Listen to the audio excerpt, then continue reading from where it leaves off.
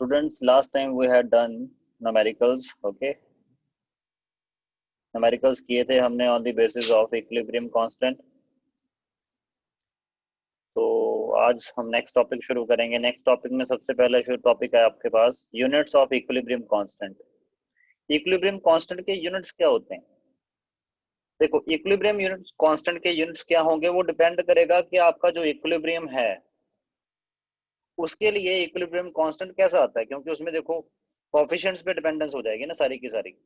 Okay, क्योंकि concentration of x raised to power x क्या है उसका stoichiometric coefficient. Concentration of y raised to power y क्या है उसका स्टोइकियोमेट्रिक कोएफिशिएंट.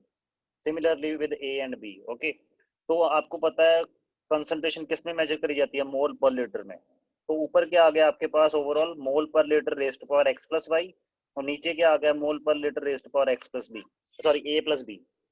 ठीक है, तो ओवरऑल केसी के यूनिट्स क्या निकल के आएंगे? Mole per litre raised to power x plus Y minus a plus b.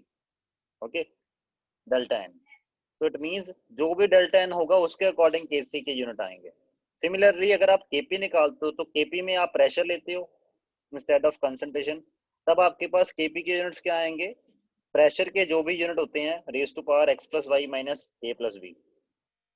Pressure के एटमॉस्फेयर भी ले सकते हो, बार भी ले सकते हो. ओके, और ये जो x प्लस वाई माइनस ए प्लस बी है ये क्या है? ये आपका डेल्टा एन है. डेल्टा एन क्या होता है? Change in gases number of moles. Okay, और change in number of moles. Okay, clear. तो इट मींस जैसे अब आपके पास, जैसे अगर मैं इस इक्विलिब्रियम की बात करूं तो इसकी इक्विलिब्रियम के लिए डेल्टा एन की वैल्यू जीरो आ रही है दोनों के लिए. तो डेल्टा एन की वैल्यू जीरो होने का मतलब क्या है कि केपी या केसी का कोई यूनिट नहीं आएगा. Something raised to power zero equal to one, तो कोई यूनिट नहीं है, dimensionless. Okay, no units. Okay, similarly अगर आपके पास ये वाला रिएक्शन है, इसके लिए डेल्टा एन की वैल्यू क्या आ रहा है? इसके लिए डेल्टा एन की वैल्यू माइनस टू आ रही है. तो इस रिएक्शन के लिए जो इक्विलिब्रियम कांस्टेंट आएगा केसी, उसके लिए क्या बनेगी? Mole per litre raise to power minus two, क्योंकि ये है ना आपके पास.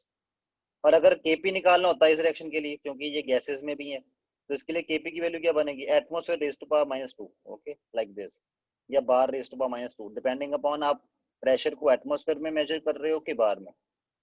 ओके, सिमिलरली अगर आपके पास ये वाला रिएक्शन है तो इस रिएक्शन के लिए डेल्टा एन की वैल्यू वन आ रही है, तो इसके लिए केसी का यूनिट क्या बनेगा? Mole per litre raise to power plus one, मतलब मोल पर लीटर बन जाएगा. और केपी का यूनिट क्या बनेगा? बार. तो यहां से कंक्लूजन क्या निकल के आती है कि इक्विलिब्रियम कांस्टेंट का जो यूनिट है that is not fix, that depend upon the number of moles of product and number of moles of reactant, क्योंकि उसके बेसिस पे ही डेल्टा एन डिसाइड होगा और डेल्टा एन के बेसिस पे ही यूनिट्स डिसाइड होंगे. ओके, इतनी बात निकल के आती है हमारे पास. ओके, बट ये बड़ा एक, क्या कह सकते हो आप, एक बड़ा कॉम्प्लेक्स सा स्ट्रक्चर हो गया ना कि बच्चों को बहुत ज्यादा प्रॉब्लम आएगी. तो हुआ क्या, विद टाइम आईयूपीएसी ने क्या किया? आईयूपीएसी डिसाइडेड कि हम के जो आपका इक्विलिब्रियम कांस्टेंट है इसको डायमेंशनलेस कर देते हैं. ठीक है, डायमेंशनलेस मतलब आपने कुछ भी यूनिट्स आ जाएंगे आपने लिखने नहीं है, आपने हमेशा डायमेंशनलेस ही मानना है. ओके, बट डायमेंशनलेस किया कैसे साइंस ने? ऐसे तो कर नहीं सकते कि अपनी मर्जी से बोला कि चलो यूनिट लिखना बंद कर दो जी, यूनिट आ भी रहे हैं तो भी ना लिखो, ऐसा नहीं होता. ओके, तो डायमेंशनलेस करने का क्या तरीका आईयूपीएसी ने बनाया?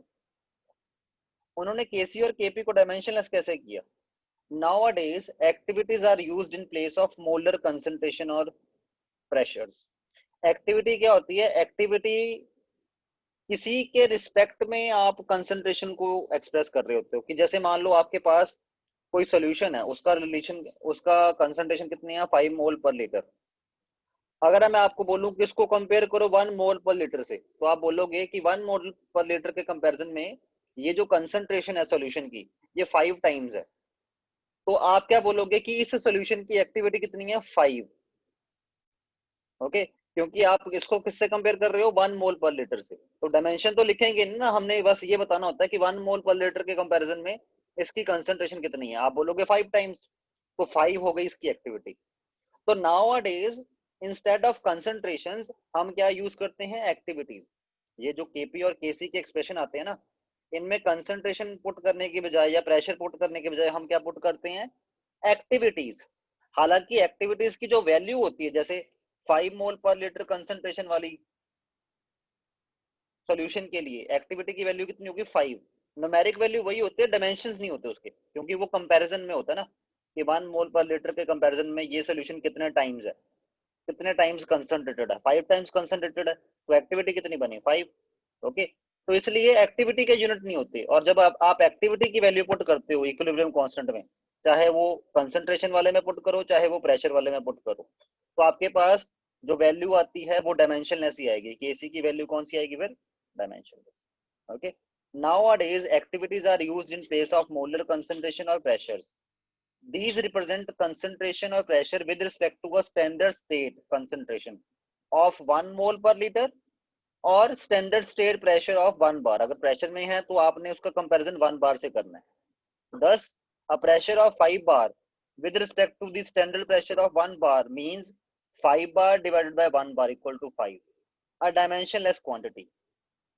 Similarly, a concentration of 0.5 mole per liter with respect to the standard state concentration of 1 mole per liter means 0.5 mole per liter divided by 1 mole per liter, that is equal to 0.5. तो आपके पास values वही आ रही है, बस units नहीं आ रहे। क्योंकि activity का मतलब क्या होता है, एक्टिविटी का यहाँ पे मैं फॉर्मूला लिख देता हूँ। एक्टिविटी का मतलब होता है कंसंट्रेशन या प्रेशर डिवाइडेड बाय, कंसंट्रेशन हो तो आपके पास divided by 1 mole per litre और प्रेशर हो तो divided by 1 bar. Okay clear, तो ऐसे निकलती है एक्टिविटी किसी भी रिएक्टेंट या प्रोडक्ट की। Instead of concentration you use the term activity. Okay, तो इस तरह से अब हम जो वैल्यूज पुट करते हैं, हम वो कंसंट्रेशन या प्रेशर की वैल्यू ना पुट करके केपी और केसी में, हम केसी और केपी में कौन सी वैल्यू पुट करते हैं, हम पुट करते हैं एक्टिविटी की value of reactants and product. So that's why KC and KP are dimensionless. Okay clear. However, the magnitude of equilibrium constant will depend upon the standard state chosen. Standard state आप किसको मान रहे हो, ठीक है, वैसे तो 1 मोल पर लीटर और 1 बार को ही मानते हैं 99% केसेस में। ओके, तो इसलिए स्टैंडर्ड स्टेट के अकॉर्डिंग आप इक्विलिब्रियम कांस्टेंट की वैल्यू डिसाइड करोगे। और अभी तक आप इस लाइन को भूल जाओ कि स्टैंडर्ड स्टेट, बस आपने इतना याद करना है कि आपने एक्टिविटी में कंसंट्रेशन का कंपैरिजन 1 मोल पर लीटर से करते हैं और प्रेशर का कंपैरिजन 1 बार से करते हैं। और एक्टिविटी कैसे निकालते हैं, अगर मान लो किसी सॉल्यूशन की कंसंट्रेशन 5 मोल पर लीटर दी हुई है तो उसकी एक्टिविटी क्या होगी, उसकी एक्टिविटी 5 ही होनी है। कैसे निकलेगी, उसकी कंसंट्रेशन कितनी है 5 मोल पर लीटर, उसको डिवाइड कर देना 1 मोल पर लीटर, तो एक्टिविटी की वैल्यू कितनी आ गई 5। जैसे मान लो ए के लिए कंसंट्रेशन थी 5 मोल पर लीटर, तो उसके लिए एक्टिविटी कितनी है 5। दैट्स इट, सिंपल सी बात है। इससे एक बेनिफिट क्या है, केपी और केसी डायमेंशनलेस हो जाते हैं। अदरवाइज उनके जो यूनिट्स हैं वो बहुत ज्यादा वाइड रेंज में आते हैं, depending upon delta n. What is delta n, change in the number of moles. Okay, delta n depend करता है कितने number of moles of reactant है और कितने number of moles of product है इसके ऊपर। ओके, तो ये था आपके पास कि why KP and KC nowadays taken dimensionless.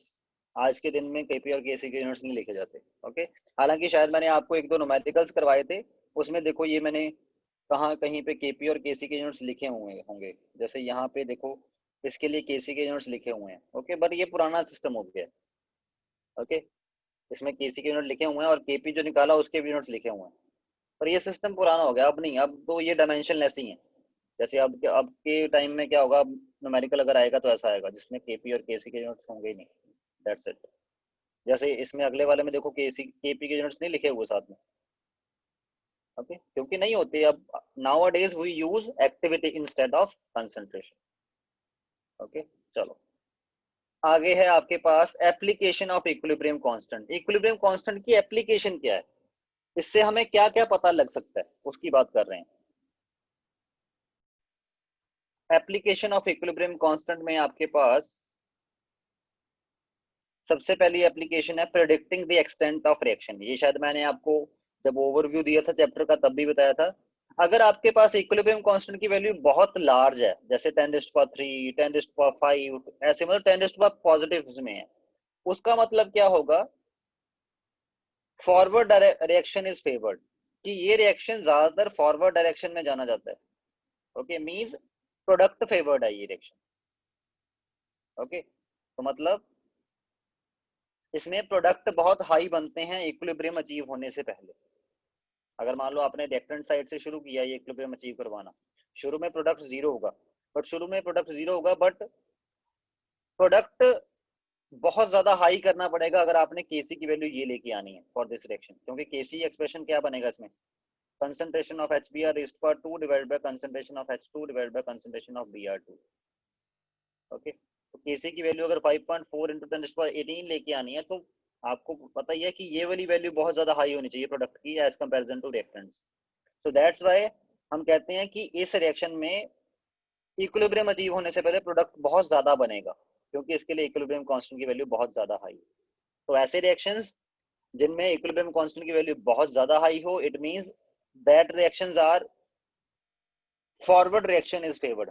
in those equilibriums forward reactions are favored, means product favored है। equilibrium achieve होने से पहले बहुत high amount में product बनेंगे। this shows that at equilibrium concentration of product is very high, that is the reaction go almost into completion। इतना ज्यादा high कि रिएक्शन ऑलमोस्ट कंप्लीशन की तरफ ही जाता है। ओके, अगर इंटरमीडिएट वैल्यू, अगर के की वैल्यू इंटरमीडिएट हो, ना बहुत ज्यादा हाई ना बहुत ज्यादा लो, तो it means shows that the concentration of reactants and product are comparable। कि जब इक्विलिब्रियम अचीव होगा तो कंसंट्रेशन ऑफ रिएक्टेंट और प्रोडक्ट जो है वो कंपेरेबल होंगी, ना बहुत ज्यादा कम ना बहुत ज्यादा हाई। ओके, सभी की कंसंट्रेशन कंपेरेबल सी होगी। लो वैल्यू ऑफ के shows that backward reaction is favoured, मतलब जो रिएक्टेंट्स हैं वो रिएक्ट होकर प्रोडक्ट बनाना फेवर नहीं करते, वो ऑलमोस्ट उसी स्टेट में रहना पसंद करेंगे जब आपके पास इक्विलिब्रियम कांस्टेंट की वैल्यू बहुत लो होती है। Okay, concentration of reactants is much larger than that of the products, that is the reaction proceed to very small extent in the forward direction। okay, इसका मतलब ये होता है कि ये रिएक्शन फॉरवर्ड डायरेक्शन में बहुत कम प्रोसीड करता है, या ऐसा बोलो कि रिएक्टेंट्स रिएक्ट होकर प्रोडक्ट बनाना नहीं चाहते। Okay, clear. केसी की वैल्यू लो होने का मतलब ये है। इंटरमीडिएट होने का मतलब क्या है, रिएक्टेंट और प्रोडक्ट दोनों सिग्निफिकेंट अमाउंट में मिलेंगे आपको जब इक्विलिब्रियम अचीव हो जाएगा। के की वैल्यू बहुत लार्ज होने का मतलब क्या है कि आपको ऑलमोस्ट प्रोडक्ट बहुत ज्यादा अमाउंट में मिलेंगे, रिएक्टेंट बहुत नेग्लिजिबल अमाउंट में मिलेंगे जे जब वो इक्विलिब्रियम अचीव होगा। ओके, और बहुत लो वैल्यू की होने का मतलब क्या है कि ऑलमोस्ट आपको रिएक्टेंट ही मिलेंगे, प्रोडक्ट बहुत कम अमाउंट में मिलेगा, क्योंकि this equilibrium is backward direction favoured. इसमें backward direction is favoured, forward favoured नहीं है। ओके, क्योंकि केसी की वैल्यू लो आने का मतलब क्या है, आपको पता है के कैसे निकलता है, concentration of product by concentration of reactant. अगर ये लो करनी है तो आपको रिएक्टेंट बहुत हाई करने हैं ना, तो मतलब इक्विलिब्रियम जब अचीव होगा तो रिएक्टेंट की कंसंट्रेशन बहुत हाई होगी उस time. Second application which is also very very important, predicting the direction of reaction.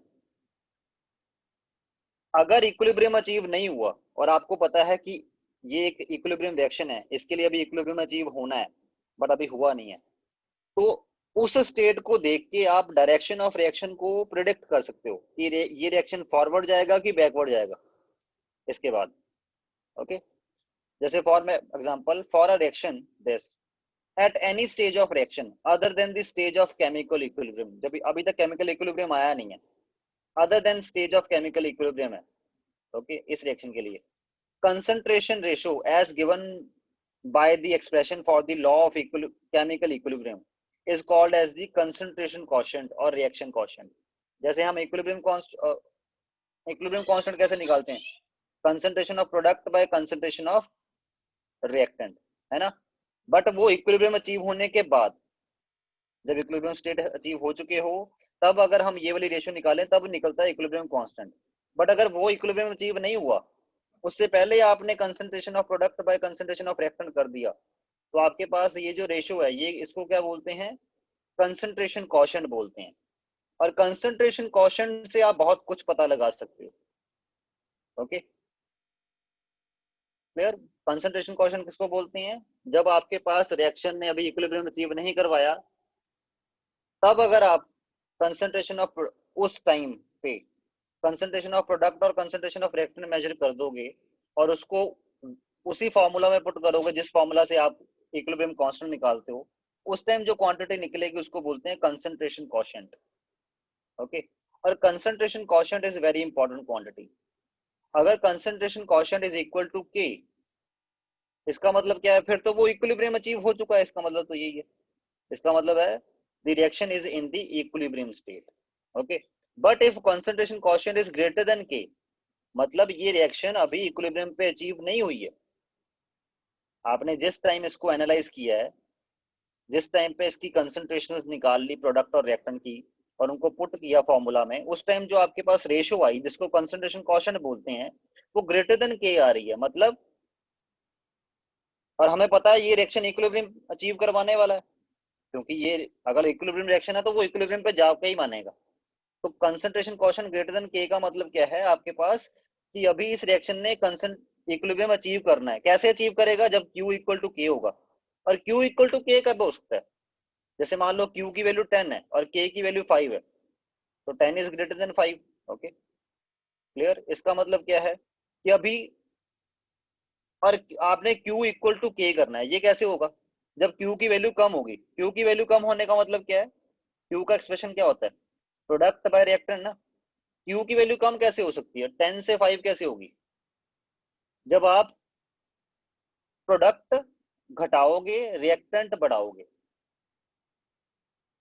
तभी ना। जब डिनोमिनेटर बढ़ेगा, ओके, और न्यूमरेटर कम होगा, तभी ये के क्यू की वैल्यू अप्रोक्सीमेटली 5 के इक्वल आएगी, तभी 10 से 5 होगी ना। कम करनी है आपने। मतलब अभी ये रिएक्शन जो है इसको बैकवर्ड शिफ्ट करवाना पड़ेगा। ओके, मींस इसका मतलब क्या बनता है? अगर Q ग्रेटर देन K हो, उसका मतलब है कि रिएक्शन इक्विलिब्रियम स्टेट से फॉरवर्ड, इक्विलिब्रियम स्टेट से हायर साइड पे जा चुकी है। उसको इक्विलिब्रियम स्टेट पे लेके आने के लिए आपको इस रिएक्शन को बैकवर्ड शिफ्ट करवाना पड़ेगा। ओके, तो Q greater than K means Q will tend to decrease so as to become equal to K. As a result, the reaction will proceed in the backward direction, क्योंकि तभी Q equal to K होना है। हर equilibrium reaction ने हर ऐसी reaction जो equilibrium show करवाती है, उसने आना हमेशा इक्विलिब्रियम स्टेज पे ही होता है। ये मैंने आपको पहले भी बड़ी बार बोला है। इट मींस इक्विलिब्रियम स्टेज पे वो कैसे आएगी? जब Q इक्वल टू के होगा। और Q इक्वल टू के कैसे हो सकता है अगर Q ग्रेटर देन के चल रहा है फिलहाल? ओके, मींस Q कम करना है उसने। Q कम कैसे होगा? जब रिएक्शन जो है वो बैकवर्ड डायरेक्शन में प्रोसीड होगी। ओके, अगर Q लेस देन के होगा तो Q को बढ़ाने का तरीका क्या है? प्रोडक्ट बढ़ाओ, रिएक्टेंट घटाओ, मतलब रिएक्शन को फॉरवर्ड डायरेक्शन में शिफ्ट करवाना है। Okay, as a result the reaction will proceed in the forward direction. तो ऐसे आप Q की वैल्यू को देख के अंदाजा लगा सकते हो कि इक्विलिब्रियम फॉरवर्ड जाएगा, बैकवर्ड जाएगा, कहाँ को जाएगा। Q अगर इक्वल टू K है तो रिएक्शन जो है वो इक्विलिब्रियम पे है। अगर ग्रेटर देन K है तो इट मींस रिएक्शन ने बैकवर्ड शिफ्ट होना है कुछ टाइम के लिए। ओके, उसके बाद इक्विलिब्रियम अचीव होगा। अगर Q लेस देन K है, इट मींस रिएक्शन जो है वो फॉरवर्ड डायरेक्शन में शिफ्ट होगा, उसके बाद इक्विलिब्रियम अचीव होगा। ओके, तो ये था आपके पास K का significance in predicting the direction of reaction. किसी भी टाइम पे आप रिएक्शन मिक्सचर को एनालाइज करो, उसमें कंसंट्रेशन ऑफ रिएक्टेंट और प्रोडक्ट निकाल लो, उससे आप रिएक्शन क्वोशिएंट निकाल लो, और उससे आप प्रेडिक्ट कर सकते हो कि ये रिएक्शन अब फॉरवर्ड जाएगी, बैकवर्ड जाएगी, कि यहीं पे रहेगी क्योंकि इक्विलिब्रियम अचीव हो चुका है। ओके, तो ये मतलब होता है आपका Q का। Reaction quotient is a very important term. Okay, तो इसको रिएक्शन क्वोशिएंट बोलते हैं या कंसंट्रेशन क्वोशिएंट भी बोलते हैं कई।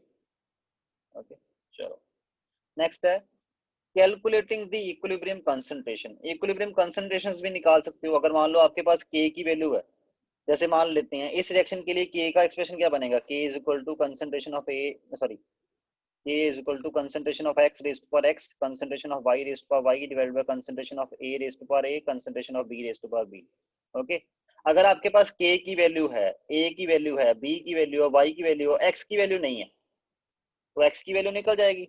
तो ऐसे आप इक्विलिब्रियम कंसंट्रेशंस भी निकाल सकते हो। K की वैल्यू से की हेल्प से आप इक्विलिब्रियम कंसंट्रेशंस निकाल सकते हो। और ये एक बड़ा इंपॉर्टेंट न्यूमेरिकल टॉपिक है जो अभी हम पढ़ेंगे। इसके कुछ एक न्यूमेरिकल सॉल्व करेंगे अभी के। ओके, तो ये आपके पास कुछ एक एप्लीकेशंस हैं ऑफ इक्विलिब्रियम कांस्टेंट। अब इसकी न्यूमेरिकल्स पे बढ़ते हैं। ओके, सिंपल से शुरू करेंगे, थोड़े हाई लेवल के न्यूमेरिकल्स की तरफ जाते जाएंगे हम। स्टूडेंट्स वॉइस लैग की वजह से थर्ड पॉइंट को रिपीट कर रहा हूँ। Calculating the equilibrium concentrations. ठीक है, इसको वैसे न्यूमेरिकल से ज्यादा क्लैरिफाई किया जाएगा इस पॉइंट को, पर फिर भी आपको बता देता हूँ कि के की वैल्यू से आप इक्विलिब्रियम कंसंट्रेशन प्रोडिक्ट कर सकते हो, निकाल सकते हो, सॉरी प्रोडिक्ट नहीं, निकाल ही सकते हो एग्जैक्ट वैल्यूज कि इक्विलिब्रियम आने पे, जैसे मान लो अगर मैं आपको पूछूं कि इस रिएक्शन का इक्विलिब्रियम आने पे कंसंट्रेशन क्या होंगी, उस टाइम ए की कंसंट्रेशन क्या होगी, बी की क्या होगी, सी की क्या होगी, डी की क्या होगी, तो आप बोलोगे सर मेरे को के की वैल्यू बता दो, और बस इतना बता दो कि इनिशियली हम स्टार्ट किससे कर रहे हैं, कि ए की कंसंट्रेशन इनिशियली हम क्या लेके शुरू कर रहे हैं और बी की क्या लेके शुरू कर रहे हैं, उससे आप इक्विलिब्रियम पे कंसंट्रेशन ऑफ ए, बी, सी और डी क्या है वो आप बड़े आराम से निकाल सकते हो।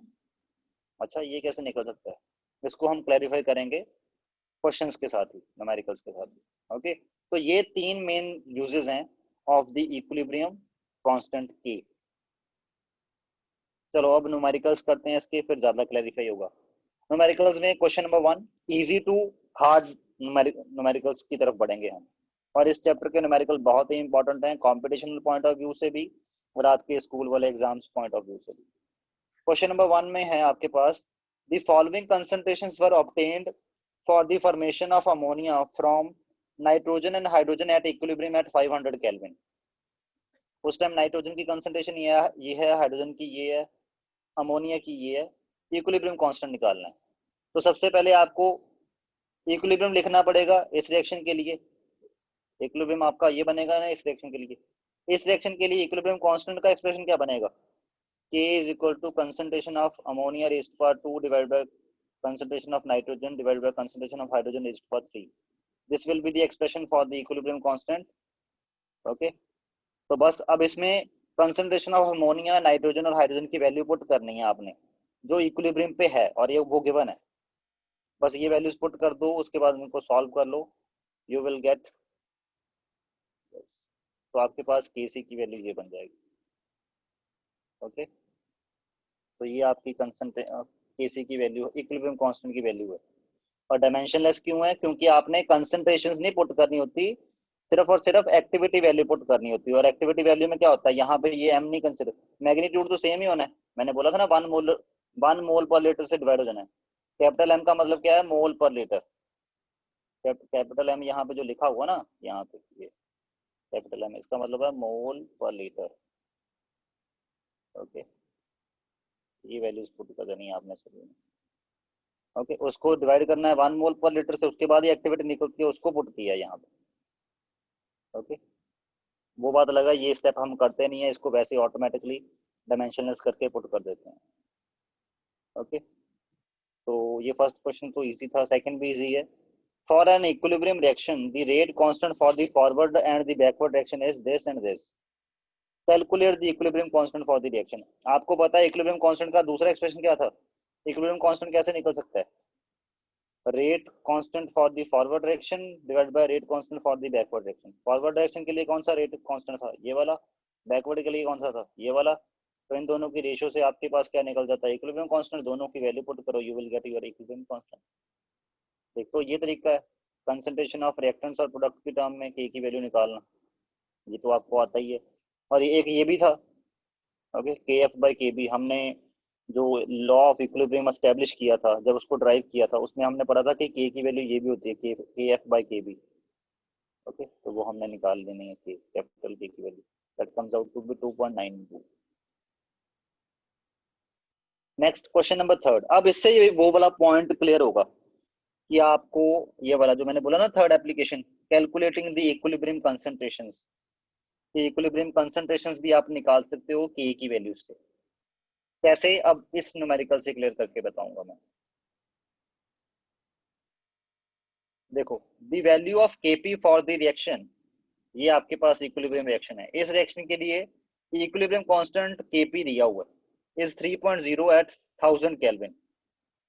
If initially partial pressure due to carbon dioxide, मतलब ये जो इक्विलिब्रियम आपने अचीव करवाया, इसको अचीव करवाने से पहले कहीं ना कहीं से तो शुरू करोगे ही ना, तो आपने उस टाइम स्टार्ट कहां से किया है, जब partial pressure of carbon dioxide 0.48 बार लिया था आपने इस इक्विलिब्रियम को अचीव करवाने से पहले स्टार्टिंग में, और उस time partial pressure of carbon monoxide 0 बार है, मतलब अभी रिएक्शन शुरू नहीं हुई तो प्रोडक्ट बना ही नहीं होगा थोड़ा बहुत भी। ओके, तो partial pressure due to carbon monoxide तब कितनी थी, 0 bar. And pure graphite is present, और यहाँ पे ये जो कार्बन सॉलिड है वो कहाँ से लिया है, वो प्योर ग्रेफाइट लिया हुआ है। Calculate the equilibrium partial pressure of carbon monoxide and carbon dioxide. उन्होंने बोला कि जब ये इक्विलिब्रियम अचीव हो गया, जिस इक्विलिब्रियम के लिए के की वैल्यू कितनी दी हुई है 3.0, उस time partial pressure due to carbon monoxide और कार्बन डाइऑक्साइड और partial pressure due to carbon monoxide कितना होगा, ये बताओ। अब इसको देखो, स्टार्टिंग में क्या है, स्टार्टिंग में कार्बन डाइऑक्साइड कितना था, पार्शियल प्रेशर इसका 0.4 बार। कार्बन जो सॉलिड है इसका तो प्रेशर होगा ही नहीं, तो इसको तो जीरो लेना है, और कार्बन मोनोऑक्साइड का प्रेशर कितना है, 0 बार। ओके, बट जैसे जैसे टाइम बीता और ये रिएक्शन पहले फॉरवर्ड डायरेक्शन में शिफ्ट करेगा ना, जब तक सिर्फ रिएक्टेंट्स हैं, प्रोडक्ट नहीं है, तब तक पहले रिएक्शन थोड़ा फॉरवर्ड डायरेक्शन में रहेगा। जैसे जैसे प्रोडक्ट बनना शुरू हुए तब धीरे धीरे फिर क्या हुआ, बैकवर्ड डायरेक्शन भी शुरू हुआ, और अल्टीमेटली एक स्टेज आएगी जिसपे रेट ऑफ फॉरवर्ड और बैकवर्ड डायरेक्शन इक्वल हो जाएगा, जिसको हम इक्विलिब्रियम स्टेट बोलते हैं। ओके, तो इक्विलिब्रियम स्टेट पे कार्बन डाइऑक्साइड का पार्शियल प्रेशर थोड़ा सा कम हुआ होगा, क्योंकि इसकी रिएक्शन हो गई कार्बन मोनोऑक्साइड बनाना, और कार्बन मोनोऑक्साइड थोड़ा बना है तो उसके कारण थोड़ा प्रेशर आया होगा। तो वो कितना आया है वही तो निकालना है, वही तो उन्होंने पूछा है कि इक्विलिब्रियम पे partial pressure of carbon monoxide और partial pressure of carbon dioxide कितना है, वो निकालो, what will be the values. Okay, अब देखो, इनिशियली 0.4 बार था, मान लेते हैं कि कार्बन डाइऑक्साइड से पी प्रेशर कम हुआ है, क्योंकि कार्बन डाइऑक्साइड रिएक्ट होके कार्बन डाइऑक्साइड की अमाउंट घटी है। You know that pressure is directly proportional to number of moles. ये हम पढ़ते हैं, कहाँ पे पढ़ते हैं, गैसेस लॉ में पढ़ा है, पीवी इक्वल टू एनआरटी ना। अगर ये बाकी फैक्टर सारे के सारे कांस्टेंट कर दिए जाएं तो यहाँ से क्या निकल के आता है, pressure is directly proportional to number of moles. तो number of moles of carbon dioxide कम हो रहे हैं जैसे जैसे रिएक्शन प्रोसीड हो रही है, तो इसका मतलब ये भी हुआ ना कि अगर नंबर ऑफ मोल्स कम हो रहे हैं तो partial pressure of carbon dioxide भी कम हो रहा है जैसे जैसे कार्बन डाइऑक्साइड रिएक्ट होता जाएगा। तो इट मींस हमने माना कि इनिशियली इसका 0.48 बार था, बट इसका पी प्रेशर कम हो गया क्योंकि ये रिएक्शन में इन्वॉल्व हो गया और इसकी थोड़ी सी अमाउंट कार्बन मोनोऑक्साइड में कन्वर्ट हो गई। ओके, अगर इसका पी प्रेशर कम हुआ है, ठीक है, और मान लेते हैं कि P pressure n number of moles की वजह से था, तो हमें दिख रहा है अगर इसका एक नंबर ऑफ मोल टूटे तो उससे कितने number of moles of carbon monoxide बनते हैं, 2, एक से दो बनते हैं ना इसके, क्लियर। तो अगर इसका प्रेशर पी कम होगा, जो कि एन नंबर ऑफ मोल्स की वजह से था इसके कार्बन डाइऑक्साइड के, तो कार्बन मोनोऑक्साइड कितना बनेगा, डबल ना। तो कार्बन मोनोऑक्साइड के कारण कितना प्रेशर बनेगा, अब ये नया जो कार्बन मोनोऑक्साइड बनेगा ऑब्वियस इसका भी प्रेशर होगा ना, ये भी गैस है, तो इसका प्रेशर कितना बनेगा, 2p। क्योंकि अगर n नंबर ऑफ मोल्स की वजह से p प्रेशर होता है तो 2n नंबर ऑफ मोल्स की वजह से कितना कितना प्रेशर होगा, 2p, सिंपल। तो इसके एक नंबर ऑफ मोल्स से दो नंबर ऑफ मोल्स बन रहे थे कार्बन मोनोऑक्साइड के, तो अगर इसका p प्रेशर कम हुआ है तो उससे उससे जो कार्बन मोनोऑक्साइड बना है उससे कितना प्रेशर जनरेट होगा, 2p। p हमने अपनी तरफ से लिया है कांस्टेंट, और p ही फाइंड आउट करना है, ठीक है, क्लियर। तो इट मींस अब आपको पता लग गया, अब आपने पता लगा लिया कि एट इक्विलिब्रियम आपने अपनी तरह से अज्यूम किया कि 0.48 बार जो हमने स्टार्टिंग प्रेशर लिया था उसमें से पी प्रेशर कम हुआ होगा कार्बन डाइऑक्साइड का, क्योंकि ये रिएक्ट होके कार्बन मोनोऑक्साइड में कन्वर्ट हुआ है, और 2p बार इतना कार्बन मोनोऑक्साइड बना होगा जिसकी वजह से 2p बार प्रेशर जनरेट होगा एट इक्विलिब्रियम। ओके, तो ये रहे आपके पास pressure at equilibrium of carbon monoxide and carbon dioxide, और यही चाहिए थे। इस इक्विलिब्रियम के लिए केपी का एक्सप्रेशन क्या निकलेगा, केपी क्या होता है, प्रेशर ऑफ प्रोडक्ट्स, प्रोडक्ट क्या है इसमें carbon monoxide, raised power coefficient कितना, 2, और प्रेशर ऑफ रिएक्टेंट, रिएक्टेंट कौन कौन है, कार्बन डाइऑक्साइड इसका कोफिशिएंट 1 है, और प्रेशर ऑफ कार्बन सॉलिड इसका कोफिशिएंट भी 1 है। बट ये तो सॉलिड है तो उसके कारण तो प्रेशर आता ही नहीं है, तो उसको 1 ही लेना है। तो केपी का एक्सप्रेशन क्या बन गया आपका, pressure of carbon monoxide raised power 2, pressure of carbon dioxide raised to power 1। तो ये एक्सप्रेशन बना था केपी के लिए इस रिएक्शन में। ओके, अब केपी का वैल्यू आपको पता है 3.0 गिवन है, पुट कर दो। Pressure of carbon monoxide at equilibrium कितना होगा, 2p, पुट कर दो। और pressure at carbon dioxide at equilibrium कितना होगा, 0.48 माइनस पी, ये यहाँ पे पुट कर दो। तो मतलब आपने ये वैल्यूज पुट कर देनी है, केपी की वैल्यू पुट कर दी, पीसीओ की वैल्यू पुट कर दी, पीसीओ2 की वैल्यू पुट कर दी, देखो ये वैल्यू आ गई। उससे आपके पास इस इक्वेशन को सॉल्व करोगे आपके पास ये वाली इक्वेशन बन गई है, ये वाली। ओके, अब इसको पी के लिए सॉल्व करना है, ये क्वाड्रेटिक इक्वेशन है ना, ऐसी मैथमेटिक्स में आपने सॉल्व करी होंगी कई सारी इक्वेशंस। ओके, 10th लेवल पे शुरू हो जाता है, तो इसको पी के लिए सॉल्व कर लो। पी आपने वो मैथमेटिकल फॉर्मूला लगा के, पी आपकी वैल्यू कितनी आ गई, 0.33 एटमोस्फेयर। पी आपने निकाल लिया 0.33 एटमोस्फेयर, मतलब कार्बन डाइऑक्साइड का प्रेशर कितना कम हो रहा था, 0.48 में से 0.33 बार कम हो रहा था, मतलब इक्विलिब्रियम पे कितना बचा होगा, 0.15 बार। मतलब इक्विलिब्रियम पे कार्बन डाइऑक्साइड का प्रेशर कितना है, 0.15 बार। और उसकी वजह से जो कार्बन मोनोऑक्साइड बना उसका प्रेशर कितना है, 2 इंटू पी। पी कितना है, 0.33। 2 इंटू 0.33 मतलब 0.66 बार। यही तो आपने निकालना था। कार्बन मोनोऑक्साइड का प्रेशर कितना है, 2p, और p की वैल्यू 0.33 बार आ चुकी है। It means partial pressure due to carbon monoxide is 0.66 bar. और दूसरा, कार्बन डाइऑक्साइड का प्रेशर क्या था एट इक्विलिब्रियम, 0.48 माइनस पी, मतलब 0.48 minus 0.33, 0.15 bar. This is the pressure of carbon dioxide eight equilibrium. Okay, यही आपने निकालना था, दैट्स इट, निकल गया।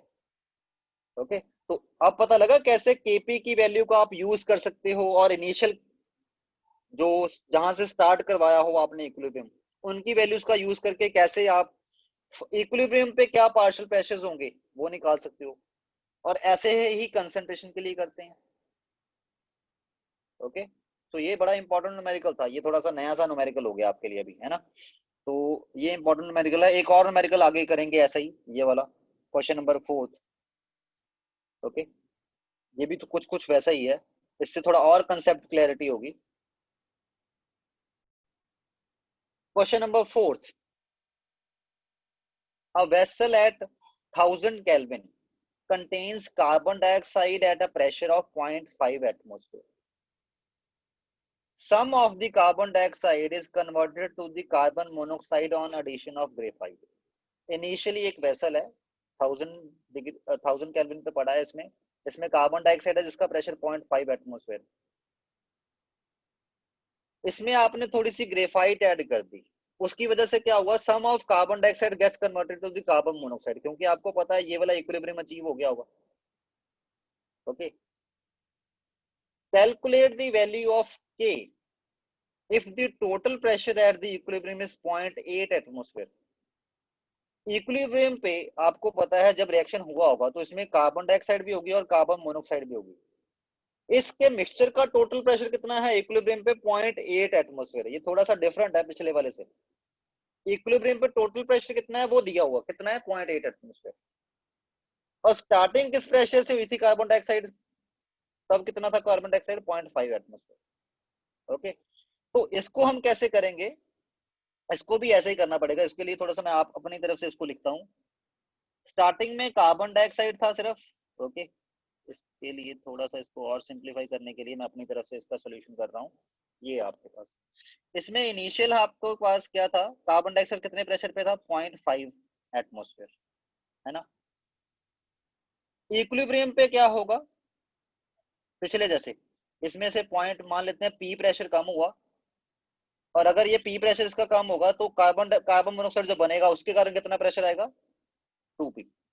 ओके, तो इट मींस इक्विलिब्रियम पे जो मिक्सचर है उस मिक्सचर का 2p प्रेशर जो है वो कार्बन मोनोऑक्साइड की वजह से है, और 0.5p प्रेशर जो है वो कार्बन डाइऑक्साइड की वजह से। तो टोटल प्रेशर कितना होगा, कार्बन डाइऑक्साइड का प्रेशर कितना है प्लस कार्बन मोनोऑक्साइड का प्रेशर कितना है, इन दोनों का सम इज द टोटल प्रेशर। और कार्बन डाइऑक्साइड का प्रेशर कितना है इक्विलिब्रियम पे, 0.5 माइनस पी, और कार्बन मोनोऑक्साइड का कितना है, 2p। तो ये कितना बना, 0.5 प्लस पी।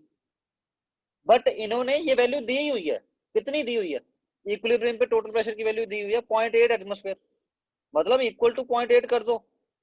ये क्यों दी हुई इन्होंने, पी को निकालने के लिए, पी की वैल्यू कितनी आ गई, 0.3 एटमोस्फेयर। तो अब आप बोलोगे कि सर इसमें फिर हुआ क्या, इसमें तो सब कुछ दे दिया था, तो इसमें हमने निकालना क्या है, इसमें तो बड़े आराम से होगा क्वेश्चन। ये इन्होंने बोला है कैलकुलेट के इक्विलिब्रियम कांस्टेंट निकालना है। इस बार इक्विलिब्रियम कांस्टेंट दिया नहीं, वो इस बार आपने निकालना है। ओके, तो वो कैसे निकलना था, वो निकलना था अगर आपके पास इक्विलिब्रियम पे कार्बन डाइऑक्साइड का प्रेशर और कार्बन मोनोऑक्साइड का आपको प्रेशर पता होता तो।